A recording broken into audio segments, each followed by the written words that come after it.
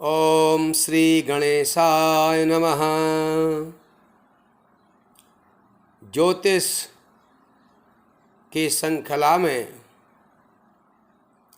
भाव फल का वर्णन आप सुन रहे हैं,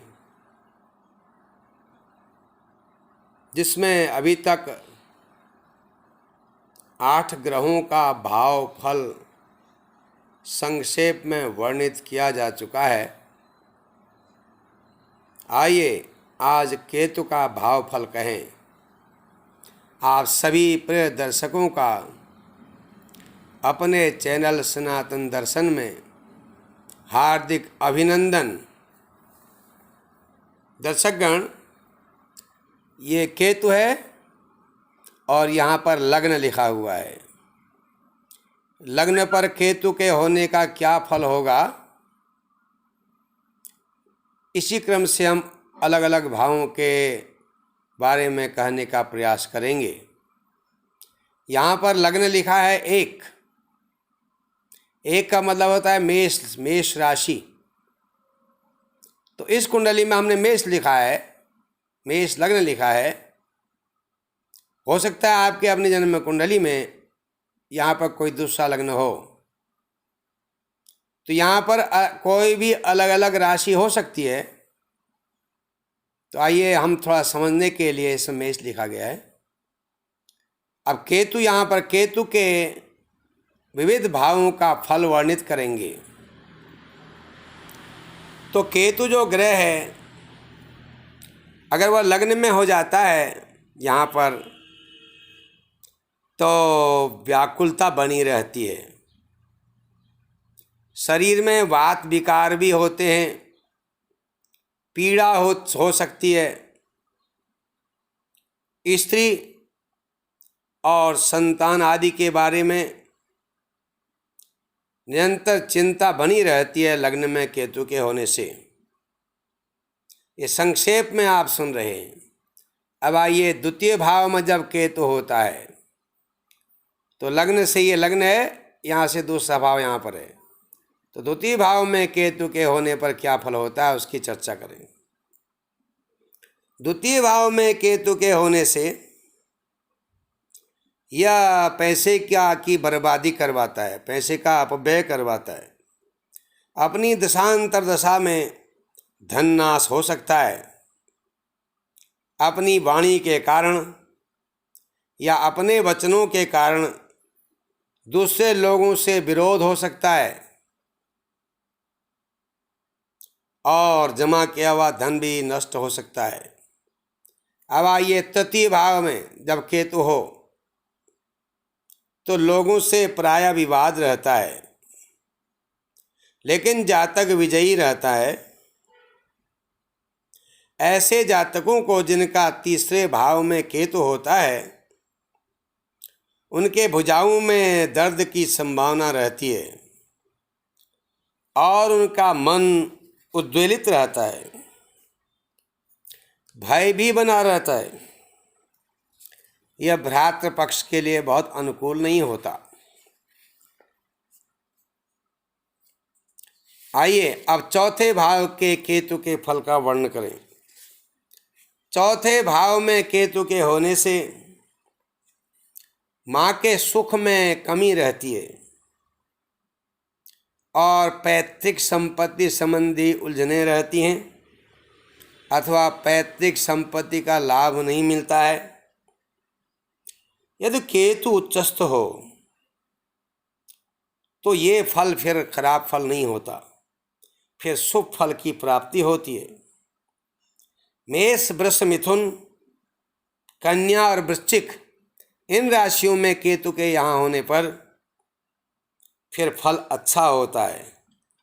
पैतृक संपत्ति का लाभ भी होता है और माता के सुख में थोड़ी जो बाधा थी वो कम हो जाती है।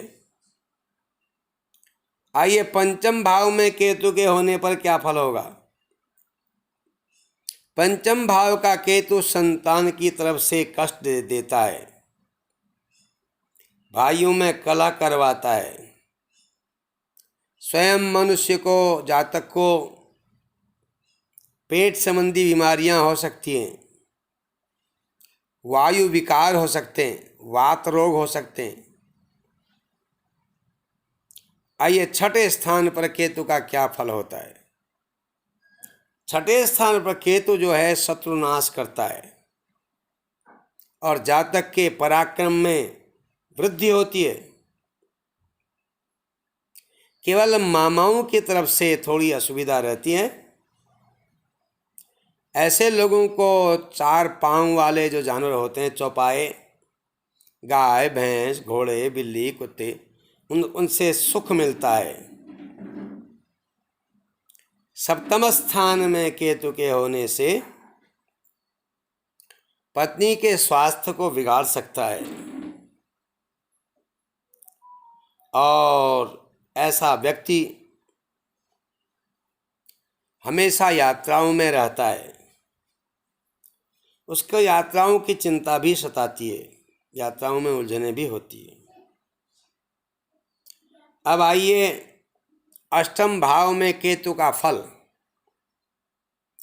अष्टम भाव में केतु प्रायः कष्टकारक फल देता है, किंतु यदि मेष, वृष, मिथुन, कन्या और वृश्चिक राशि में हो, इन 5 राशियों में से किसी एक में हो, तो फिर ये धन का लाभ भी कराता है। भवेदष्टमे राहु पुच्छेर्थ लाभ सदा कीट कन्या जगो युग्म केतु, ये कहा गया है। इसका मतलब यही होता है कि मेष, वृष, मिथुन, कन्या और वृश्चिक में अगर ये केतु हो तो फिर जो है धन लाभ कराता है। नवम भाव में केतु कष्ट निवारण करता है। म्लेच्छ लोगों से धन की प्राप्ति होती है। म्लेच्छ जाति के लोगों के द्वारा भाग्योदय होता है।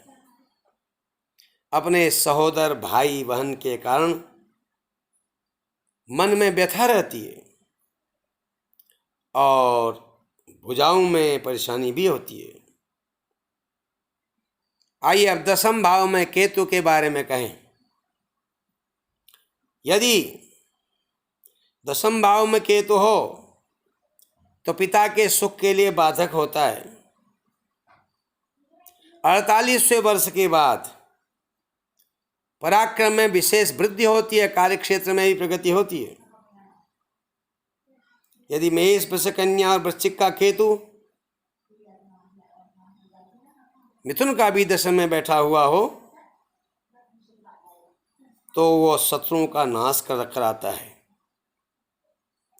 और आदमी के कार्य क्षेत्र में प्रगति होती है। 11वें स्थान में केतु हर प्रकार से भाग्योदय कराता है। जीवन में लाभ होते रहता है। भ्रमण के अनेकों अवसर आते हैं, किंतु संतान संबंधी उन्नति में थोड़ी बाधा करता है। अब आइए अगर केतु व्यय स्थान पर हो, 12वें स्थान पर हो, व्यय स्थान का केतु किसी न किसी प्रकार के स्वास्थ्य संबंधी समस्याओं से घेरे रखता है। कोई न कोई रोग होने की संभावना रहती है। पैरों में, आँखों में, गुप्तांग में ये फल करता है, इस प्रकार का प्रतिकूल फल करता है। व्यर्थ में अपव्यय भी होता है।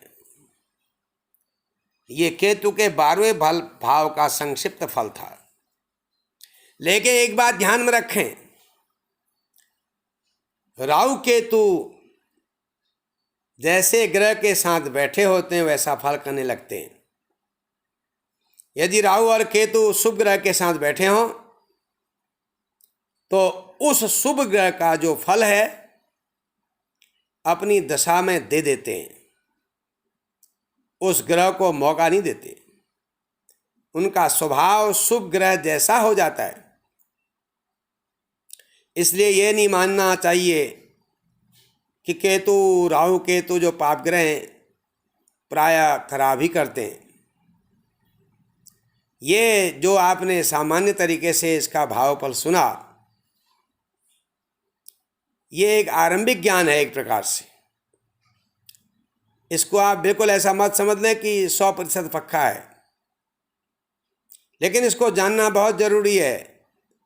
इसके बाद आप जो है ग्रहों का राशि फल सुनेंगे क्रमशः, तो आप देखेंगे जो हमने भाव फल का फलादेश किया था लग्न आदि द्वादश भावों में, उसमें थोड़ी भिन्नता आ जाती है ग्रहों के कारण, अलग अलग राशियों के कारण। अभी तो आपने भावों में ग्रह के होने से क्या फल होता है अलग अलग भाव में वो सुना। अब अलग अलग राशि में क्या फल होता है ये भी आप क्रमशः सुनेंगे, तब आप थोड़ा और स्पष्ट हो जाएगा आपको कि इसका फलादेश पहले से थोड़ा फर्क हो गया है, कहीं कहीं पर काफ़ी अंतर आ गया है। आशा है आपको ये वीडियो अच्छा लगेगा और आने वाले समय पर हम इस विषय पर और चर्चा करते रहेंगे। पहले अब ग्रहों के राशिफल का वर्णन किया जाएगा क्रमशः नवग्रहों का।